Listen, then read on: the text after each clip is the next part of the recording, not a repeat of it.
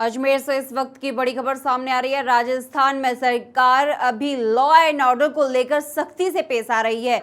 वहीं पर बात अपराधियों की करें तो बेहद सख्ती पर रखी जा रही है और विशेष रूप से यदि मामला महिला अपराध से जुड़ा हो तो सरकार किसी भी हालत में अपराधियों पर नरमी नहीं बरत रही है। ऐसा ही एक मामला राजस्थान के अजमेर से सामने आया है, जहां नाबालिग को शादी के लिए बेचने और गैंगरेप के गंभीर मामले में आरोपी दो महिलाओं के कथित अवैध मकानों पर प्रशासन ने बड़ी कार्रवाई की है। नगर निगम की टीम ने हथौड़े और ड्रिल मशीन की मदद से इन मकानों को ध्वस्त कर दिया। कार्रवाई के दौरान मौके पर भारी पुलिस बल तैनात रहा। बताया जा रहा है कि सुरक्षा व्यवस्था के लिए 100 से ज्यादा पुलिसकर्मी मौके पर मौजूद थे, लेकिन सवाल यह है कि आखिर इन मकानों पर कार्रवाई क्यों की गई। प्रशासन के मुताबिक जांच में सामने आया है कि महिलाओं के मकान सरकारी जमीन पर बने हुए थे। इन निर्माणों के लिए ना तो कोई वैध स्वीकृति ली गई थी और ना ही रजिस्ट्री या अन्य जरूरी दस्तावेज पाए गए थे। प्रशासन का कहना है कि मकान मालिक को नियमानुसार नोटिस जारी कर जवाब मांगा गया था, लेकिन जवाब संतोषजनक नहीं मिलने के बाद नगर निगम की टीम ने ध्वस्तीकरण की कार्रवाई शुरू कर दी। अब आपको बता दें कि यह पूरा मामला जिसने अजमेर से लेकर चूरू तक सनसनी फैला दी है। दरअसल 13 जून को ह्यूमन ट्रैफिकिंग और नाबालिग से गैंगरेप का बेहद गंभीर मामला सामने आया था। पुलिस के मुताबिक 16 साल की नाबालिग पीड़िता को उसकी मां की परिचित एक महिला घुमाने के बहाने पुष्कर के एक होटल में लेकर गई थी। आरोप है कि होटल पहुंचने के बाद महिला ने अपने दो साथियों को वहां बुला लिया। इसके बाद नाबालिग के साथ कथित तौर पर गैंगरेप किया गया। मामला यहीं खत्म नहीं हुआ। आरोप है कि इसके बाद कुछ महिलाओं ने कथित तौर पर 32,000 रुपए लेकर नाबालिग की शादी चूरू के 42 साल के एक व्यक्ति से करा दी। पुलिस के अनुसार शादी के बाद नाबालिग को करीब 7 महीने तक बंधक बनाकर रखा गया था। यह भी आरोप है। मामला सामने आने के बाद पुलिस ने कार्रवाई शुरू कर दी और पूरे प्रकरण में कई आरोपियों को गिरफ्तार किया गया।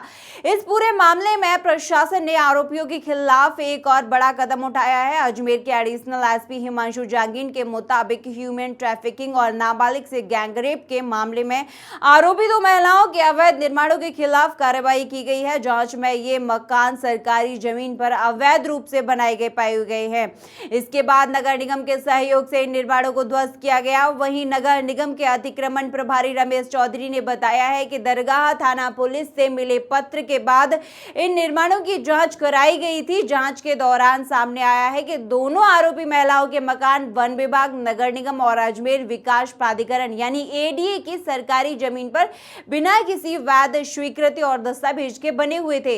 इसके बाद नियमानुसार नोटिस जारी किया गया, लेकिन जवाब संतोषजनक नहीं मिलने पर कार्रवाई की गई। प्रशासन का कहना है कि पहाड़ी क्षेत्र में बने दूसरे अवैध निर्माणों का भी सर्वे कराया जाएगा।